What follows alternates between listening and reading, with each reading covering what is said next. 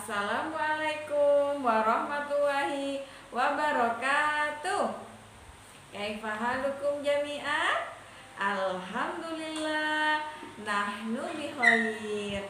Alhamdulillah, hari ini kita akan melanjutkan pelajaran akidah akhlak. Sebelum kita mulai pelajaran kita hari ini, terlebih dahulu kita berdoa ya, hafidh-hafidhah. Abata istidadan, duduk siap, duaan, tangan diangkat, kepala ditundukkan, berdoa dengan khusyuk. Abata a'udzu billahi minasyaitonir rajim, bismillahirrahmanirrahim, rabbi zidni ilma warzuqni fahma, amin. Nah, alhamdulillah, sebelum kita mulai pelajaran kita hari ini, kita akan mengingat kembali ya kosakata yang kemarin, yaitu mengambil. Apa? Mengambil. In English, take, take, take. In Arabic, akhadha ya'khudhu, akhadha ya'khudhu. Maka akhadha ya'khudhu. Oke. Nah, pelajaran akidah akhlak kita hari ini kita akan belajar tentang qanaah ya. Kemarin kita sudah belajar sikap dermawan, sikap optimis ya. Sekarang kita akan belajar qanaah. Apa itu arti qanaah? Qanaah ialah rela dengan pemberian Allah ya. Sifat qanaah ini menjadikan orang hidup tenang dan bahagia ya. Nah, orang yang qanaah itu tidak pernah merasa kekurangan.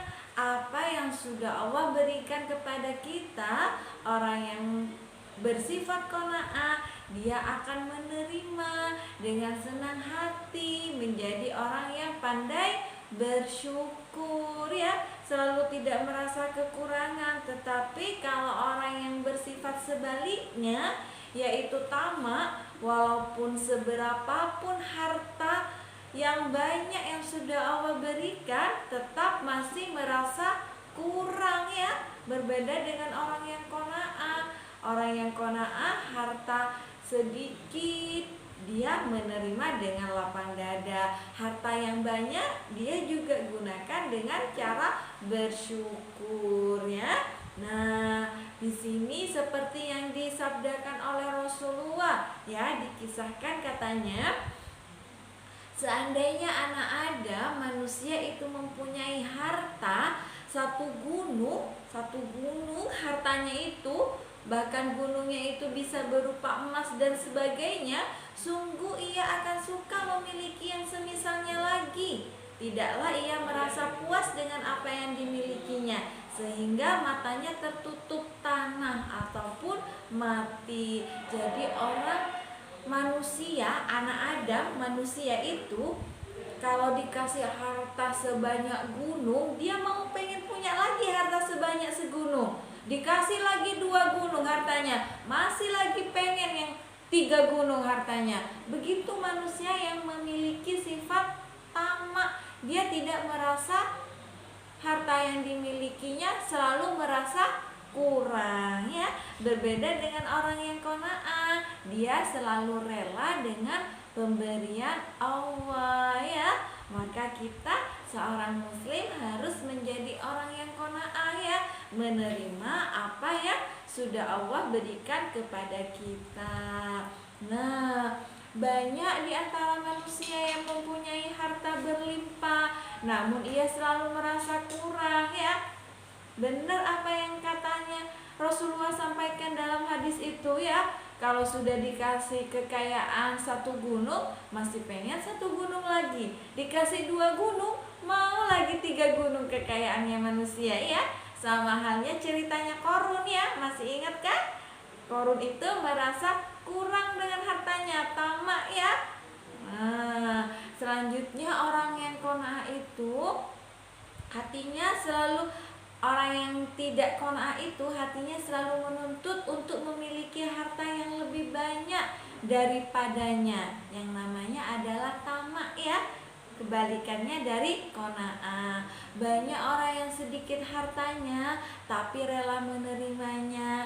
Itu namanya orang yang bersifat qanaah. Hatinya tidak pernah menuntut lebih dari apa yang dimilikinya ya. Harta bendanya selalu membuahkan kebaikan baginya. Ia tidak merasa sedih, tidak merasa risau kalau harta benda orang lain yang lebih banyak ya. Kalau dia melihat orang kaya, lebih kaya dari dia tidak merasa sedih ya, Kak. Dia sudah bersyukur dan menerima dan rela yang Allah sudah berikan kepada dia ya. Kerelaannya dengan pemberian Allah itulah yang membuat hatinya merasa tenang dan bahagia ya. Bagi orang yang qanaah itu, hartanya itu tidak diletakkan hanya di tangannya saja, bukan di dalam hatinya ya. Kalau hartanya diletakkan di dalam hatinya, bisa takut untuk menginfakkan hartanya ya, bisa takut kehilangan hartanya, jadi takut mati ya, karena harta yang dimilikinya dia tidak ingin berpisah dengan harta yang dimilikinya ya. Dia tidak menjadikan hartanya sesuatu yang paling dicintainya ya. Kalau orang qanaah itu, hartanya bukan menjadi satu-satunya yang dicintainya, tetapi orang yang qanaah itu hartanya dijadikan sarana untuk beribadah kepada Allah ya. Contohnya dengan orang yang kaya tetapi dia tetap qanaah, maka hartanya dia bagikan kepada orang miskin yang membutuhkan ya. Jadi hafid-hafidah semuanya, walaupun menjadi orang yang kaya tetap bersifat qanaah ya. Jadi qanaah menjadikan hartanya sebagai sarana untuk beribadah ya. Dengan sarana beribadah menjadikan kita akan menuju jalan ke surga. Walaupun kita menjadi orang yang kaya, tetapi kita harus qanaah ya. Kalau menjadi orang yang kaya dan tamak, maka hartanya akan menjerumuskan kita ke dalam neraka ya. Tetapi kalau tidak, hartanya justru membawa kita ke surga. Nah, seperti itu ya pelajaran kita hari ini. Semoga kita semua, hafid-hafidah semua, bisa mengamalkan sikap qanaah ya. Demikian yang bisa Ustazah sampaikan. Kita tutup dengan membaca hamdalah. Alhamdulillahirabbil alamin. Assalamualaikum warahmatullahi wabarakatuh.